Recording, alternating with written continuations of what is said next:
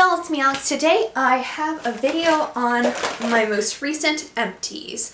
I have it in this little tote bag that I think y'all might think is like really kind of bougie because it's a Gucci tote bag, except I got it as a freebie from Ulta, so I actually have no value in this at all. I think that this will be my March and April empties video. I finally saved up enough of my junk to show all of you. I have a lot of samples. Some of these aren't entirely cruelty-free because Sephora doesn't really care anymore like what samples you actually check off. They just kind of give you whatever, so I decided to just go ahead and use those up. So anyway, I'm just gonna get started. Okay, so the first empty that I have is this bottle of nail polish remover, which explains a lot because I desperately need to fix my nails and I thought I had nail polish remover. It turns out I had just finished it.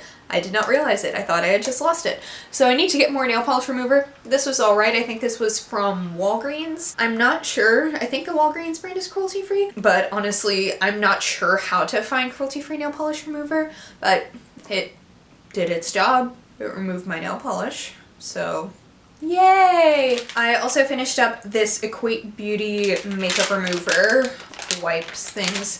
They were doing okay until towards the end of the month. I think my eyes got just like really sensitive and itchy, and so whenever I use these, for some reason, like I could not use them to take off my eye makeup just because they would burn my eyes. I found some of like the Walgreens natural brand that I'm using right now that I actually really like. They don't irritate my eyes, and I'm going to see if I can get like some of the like reusable cloths and just start buying more of a liquid one so I can do more sustainable stuff and not create so much waste by taking my makeup off. So yeah, that's my thought on it. This is going in no particular order, by the way, because I legit kind of can't see what I have. Couple items from Lush.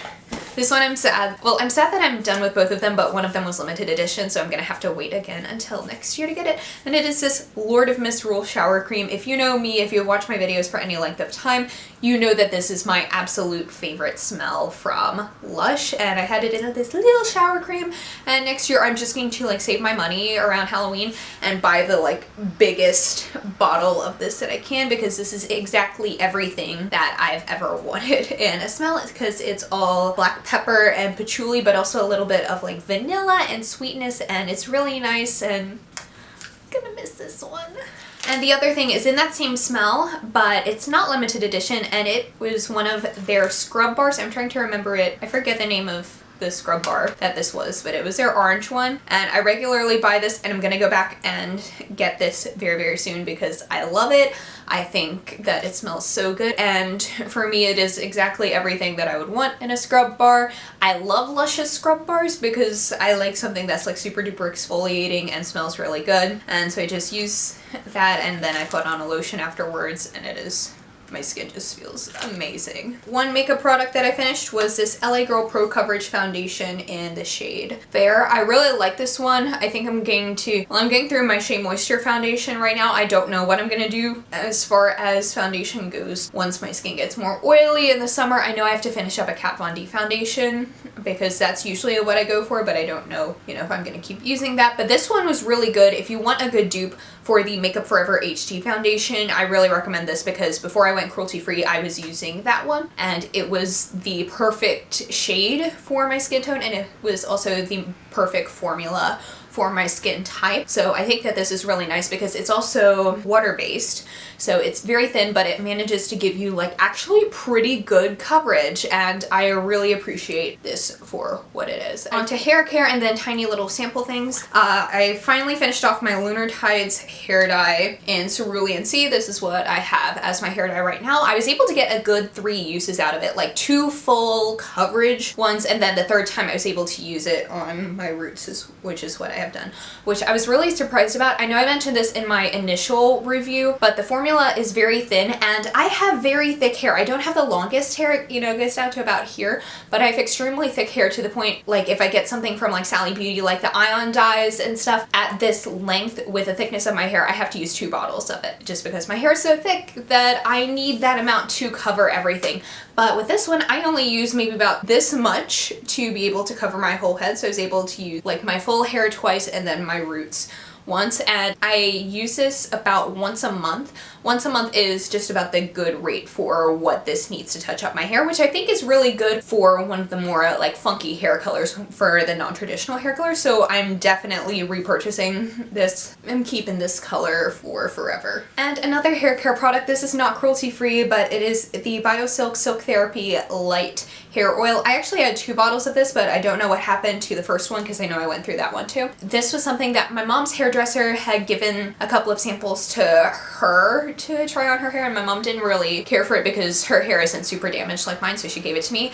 And I've been using this on my ends. Usually what I do, because I shampoo my hair about once a week, I will shampoo and condition my hair, and I use this on the nights that I have shampooed my hair. I really, really like it, and I wish that was cruelty free, but it's not. So what I'm gonna do instead, I'm going to get the Verb Ghost Oil because I've heard amazing things about it, and I tried a little sample from Sephora one time when I was in there, and I thought it worked like just as well as this does. So I'm gonna give that a shot. I'm gonna get the full size of that because Verb is cruelty free, but BioSilk is not. My camera cut off. I had run out of memory, so I had to go back and delete some stuff. But anyway, I'm going to move on to 4 tiny little paper samples that I got. The first one is this liquid blender cleanser from the Beauty Blender brand, and I use this on my Real Technique sponge, and it did a pretty good job of getting some of the stains out. However, I think I would like to try the solid one, but I'm honestly okay with just using a bar of soap. This did get some like deep stains out,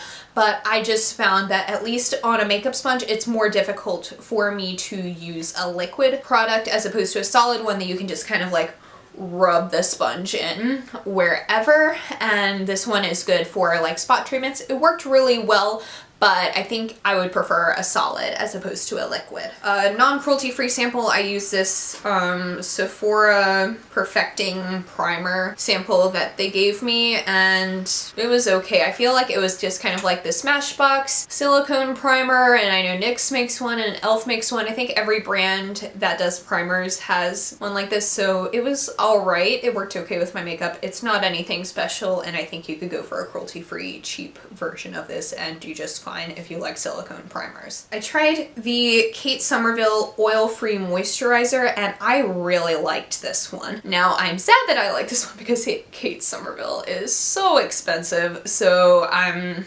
not gonna get the full size. This was really good for me because I've been going in between the First Aid Beauty Super Intense Repair Cream on my face and the Pacifica Oil-Free Cactus and Kale Moisturizer. The First Aid Beauty one is a little too heavy sometimes, and Pacifica is generally pretty good, but sometimes I want a little bit more moisture, and I think that this is kind of a good in-between, but I'm not spending like $50+ on an in-between moisturizer, so it was really good. I enjoyed this tiny little sample, but I will not be buying anymore. And lastly is this First Aid Beauty Face Cleanser.